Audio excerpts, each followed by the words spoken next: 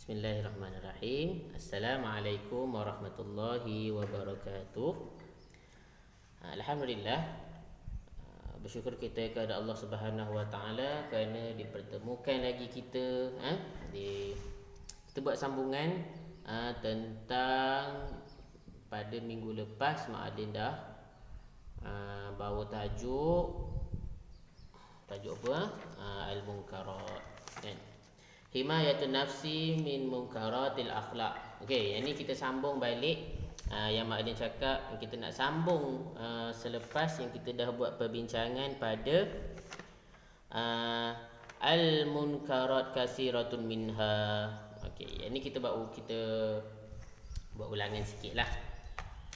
Okey, kita melindungi himayatun nafsi. Islam mendorong kita apa dia? Suruh kita buat apa? Untuk menjauhi maksiat, menjauhi perkara mungkar, akhlak yang buruk. Mana cerita kan tentang kemungkaran. Apa mungkar? Kita menderhaka. Derhaka pada siapa? Derhaka kepada Allah. Okey. Jadi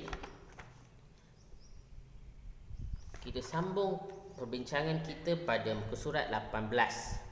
Ya, kalau anak-anak dapat tengok dalam buku teks muka surat 18 ni. Okey, muka surat 18 ni. Okey. Jadi kamera ni terbalik sikit. Jadi Mak Alim harap anak-anak dapat tengoklah buku kalau anak-anak tengok buku, sebab kita nak dhabit ataupun kita nak tulis apa dia yang Mak Alim tulis masukkan tu. Okey. Muwassafati man yahma nafsahu 'anil munkarat. Muwassafat ataupun sifat-sifat ataupun ciri-ciri man yahma, menjaga, nafsahu, diri, 'anil munkarat, daripada perkara-perkara mungkar ataupun perkara-perkara buruk. Macam mana ciri-ciri dia? Okey, kita tengok nombor 1. Ya ta'u walidayhi wa mu'alimaihi, mentaati kedua ibu bapa kita. Mentaati kedua ibu bapa kita dan guru kita. Wa mu'alimaihi, dan guru. Yang pertama sekali dikatakan taat kepada ibu bapa dan guru. Sebab apa? Dia tak ada ibu bapa, tak ada kita. Tak. Kalau kita tak hormat guru, tak adalah ilmu, keberkatan ilmu. Walaupun dia belajar pandai, tetapi dia tak hormat guru dia. Contohnya dia cakap, contohnya dia tak hormatlah guru, contohnya dia kurang ajar dan sebagainya. Jadi dia tak akan dapat keberkatan ilmu. Contoh ilmu dia dapat tapi dia tak ada akhlak. Jadi orang takkan ambil dia. Orang akan benci dia walaupun dia pandai. Walaupun dia cerdik, pandai, akhlak tak ada, tak guna. Orang tak tengok, oh dia pandai lah, tapi akhlak tak ada, orang tak ambil juga. Orang takkan ambil tahu lah, orang biar je. Contoh dah lah tak pandai, akhlak tak ada, lagilah orang benci. Tak. Mungkin mak ayah dia akan benci dia juga, adik-beradik dia akan benci dia. Tapi kami ni guru dan ibu bapa tak sampai tahap benci macam tu. Kami ni akan usaha supaya berubah. Tu sahaja. Yang kedua, yuhafizu ala salati mafrudatu, menjaga salat al-mafrudah, salat fardu. Yuhafiz, menjaga, ala salati, salat mafrudah, salat fardu. Kenapa jaga salat fardu? Sebab apa? Sebab bila kita jaga salat, insya-Allah kita tidak melakukan perkara-perkara yang mungkar. Kan dalam ayat Quran, as-salat tatanha 'anil fahsya'i wal munkar. Salat tu menahan diri daripada melakukan fahsya, benda yang keji, wal munkar, dan benda yang mungkar. Dalam solat tu sendiri. Tapi tiba-tiba ada soalan, Mu'alim, dah solat tapi kenapa semua buat jahat, Mu'alim? Kan orang tanya kenapa selalu ada orang buat jahat. Kan kita dengar selalu ada persoalan tu, dah solat tapi tetap buat jahat. Dah solat tetap jadi nakal. Dah solat tetap sama juga tak dengar cakap dalam kelas. Jadi kita kena check balik solat kita tu. Kita solat tu kita jumpa siapa? Kita jumpa Allah. Kita berjumpa dengan Allah. Kita menghadap Allah. Tapi kalau kita pun amalan tak elok, sebab tadi dalam Quran sebut apa dia? Fahsya'i wal munkar. Perkara keji dan mungkar. Jadi kita kena check balik sama ada solat kita tadi tu main-main ke? Kita solat tadi kerana muallim suruh, kerana ibu dan ayah suruh. Jadi kita kena tukar balik. Kita niat kerana Allah. Kita niat balik. Jadi kita kena jaga pertalian kita dengan Allah, pertalian kita dengan ibu bapa. Jaga hubungan. Hubungan ibu bapa, keluarga, adik-beradik, ibu bapa saudara, mak saudara, sepupu kita, atuk kita, nenek kita, kena jaga hubungan. Kalau kita tak jaga hubungan, itu salah satu sebablah kita melakukan juga perkara-perkara yang mungkar. Okey. Seterusnya yuzakiru durusahu yuzakiru, mengulang kaji pelajaran. Ni untuk pelajar lah. Ulang kaji pelajaran. Ulang kaji balik. Ulang kaji ni banyak, bukannya sekadar kita baca buku, kita buat latihan. Kalau kita baca Quran tu, kita ulang balik hafazan-hafazan kita. Benda tu dia menambah baikkan diri kita, kebaikan untuk diri kita. Kita hidup ni untuk diri kita. Dan kita nak tolong orang lain. Dan kita nak tolong siapa? Ibu dan ayah kita. Yang tu yang utama. Okey. Seterusnya yang keempat, yastami'u ilal haqqi wal mau'izatil hasanah. Yastami'u ilal haqq, mendengar tentang kebenaran, kepada kebenaran. Yastami'u, mendengar, ila, kepada al-haqq, kebenaran, wal mau'izah, dan peringatan al-hasanah, yang baik. Mendengar kepada kebenaran dan peringatan yang baik. Benda apa ni? Maksudnya apa? Kita hanya mendengar perkara yang baik je. Kalau kita dengar benda yang buruk, dia akan mempengaruhi diri kita untuk melakukan ataupun membuat benda tu. Contohnya, cerita-cerita sekarang, dia dah tak ada tapisan, dia terus mencarut, contohnya cakap benda tak elok. Jadi kena jauhkan. Mau'izah hasanah, dan mendengar kepada peringatan yang baik. Selalu dengar tazkirah. Dalam TV Al-Hijrah selalu ada. Dalam mana lagi? Kalau kita tengok dalam YouTube, ada banyak lagi ustaz-ustaz yang bagi ceramah, bagi peringatan. Yang tu yang kita kena ambil. Sebab apa? Bila kita dengar nasihat, ad-dinu nasihah, agama tu nasihat. Ni nasihat kita, kerana manusia ni selalu terlupa. Kadang-kadang kita terlupa. Tak boleh buat benda ni. Jadi masa tu kita pun istighfar. Istighfar ni apa? Kita mohon ampun kepada Allah. Tak tunggu kalau kita nak taubat kena bentang sejadah, kena menghadap kiblat, tak perlu. Kita ucap astagfirullah tu maksud kita taubatlah kepada Allah, kita minta ampun kepada Allah. Tu maksud dia. Okey. Nombor 5, yabta'id an jalisis su', menjauhi sahabat. Al-jalis tu maksud dia sahabat. As-su' buruk ataupun jahat.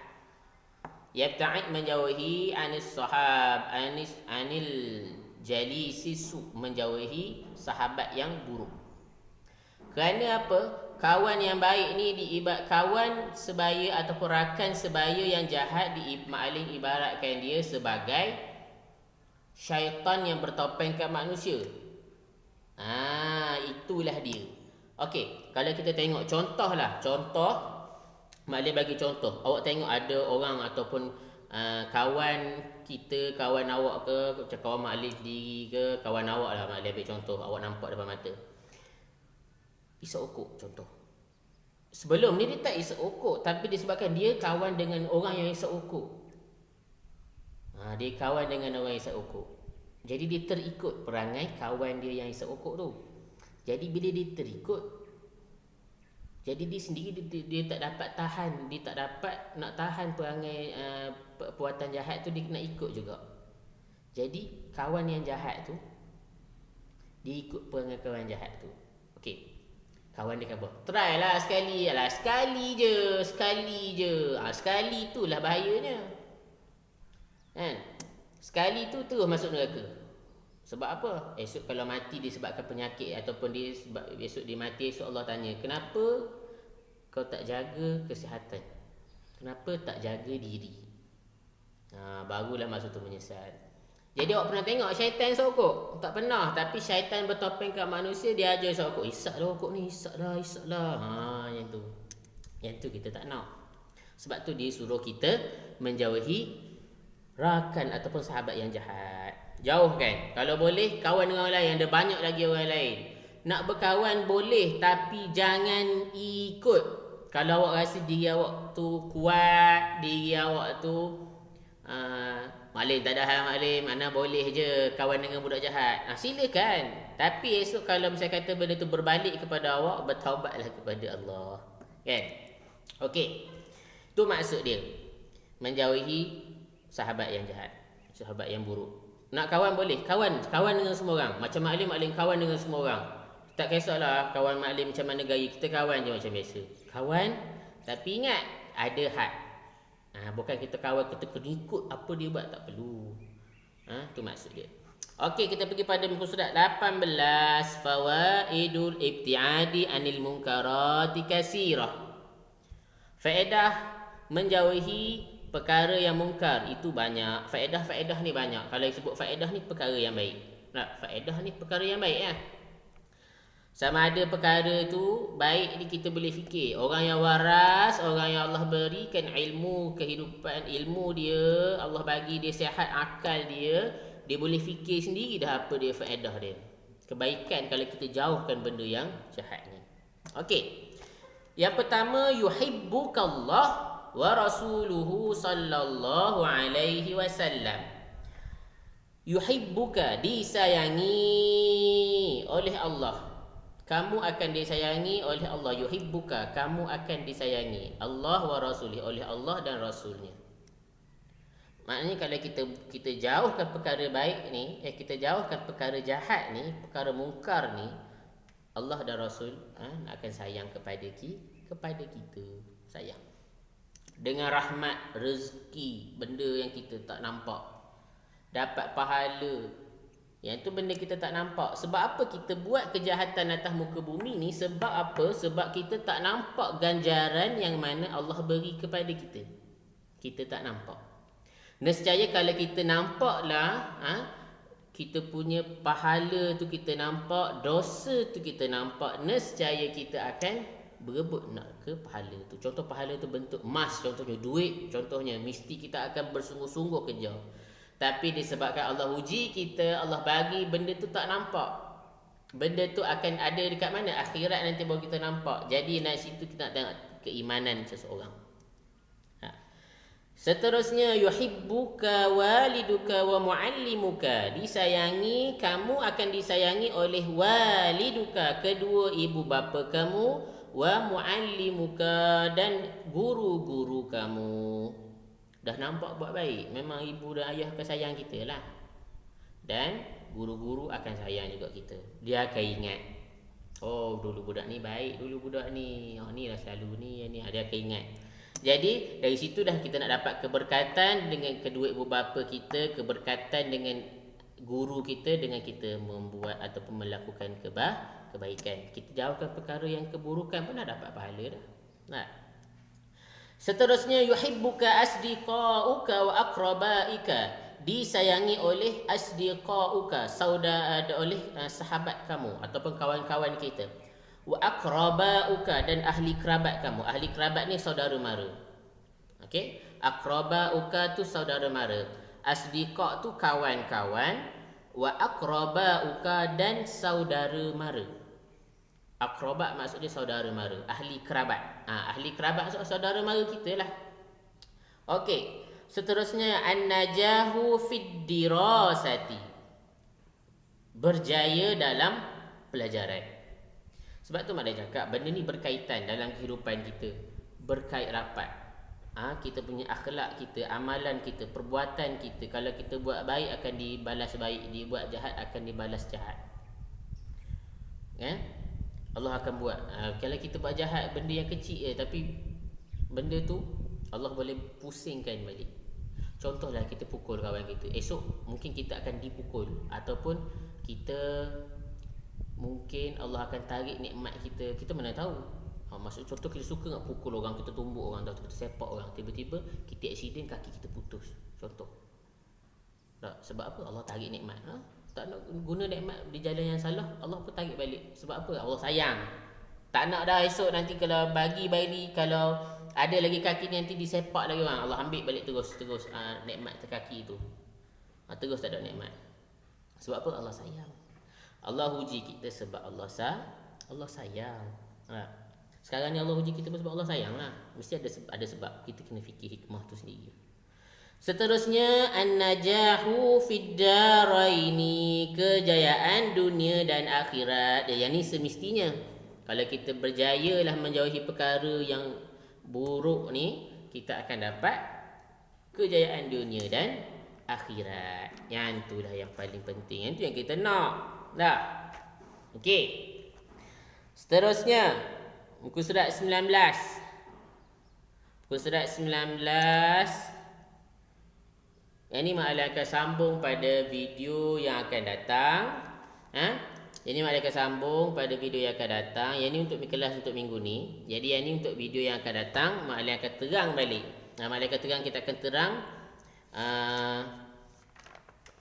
muka surat 19 dengan 20. Yang ni Mak Ali akan terang. Dan yang ni kita akan terang balik apa yang maksud kat sini, kita kena tahu. Okey, dengan penerangan ni insya-Allah dapat membantu sedikit sebanyak dalam pelajaran ni. Yang ni lah Mak Ali rasa alternatif untuk meneruskan pelajaran kita. Walaupun kita dah tak bersekolah, tapi tanggungjawab muallim adalah untuk mengajar dan berkongsi ilmu. Makna Mak Ali ni nak kongsi ilmu je, tak ada niat pun nak tunjuk Mak Ali pandai ke tak. Mak Ali nak ajar, Mak Ali nak kongsi ilmu yang Mak Ali ada, Mak Ali nak kongsi. Okey, Mak Ali nak tunjuk awak, okey ni maksud dia, ni maksud dia, kongsi dah tu. Mak Ali bukan pandai sangat. Kalau Mak Ali pandai mesti Mak Ali ada pangkat doktor. Kan? Okey, jadi itu saja. Wallahu subhanahu wa taala alam. Kalau ada apa-apa sebarang persoalan, permasalahan, boleh komen kat bawah tu, boleh komen. Kemudian boleh telefon Mak Alim ke, boleh WhatsApp ke, tak ada masalah, Mak Alim buka. Kalau ada apa-apa persoalan, pertanyaan tentang kerja ke, ada buku nak minta Mak Alim, buku ada kat Mak Alim, okay, bagi tahu. Nanti Mak Alim akan cari buku tu dan Mak Alim akan bagi balik lah. Okey? Boleh? Wallahu a'lam. Wallahu subhanahu wa ta'ala a'lam. Bismillahirrahmanirrahim. Alhamdulillahirabbil alamin. Wassalatu wassalamu ala asyrafil anbiya wal mursalin wa ala alihi wa sahbihi ajma'in. Allahumma ij'alna minan najihin wal faizin fi kulli imtihan fid din fid dunya wal akhirah. Walhamdulillahirabbil alamin. Assalamualaikum warahmatullahi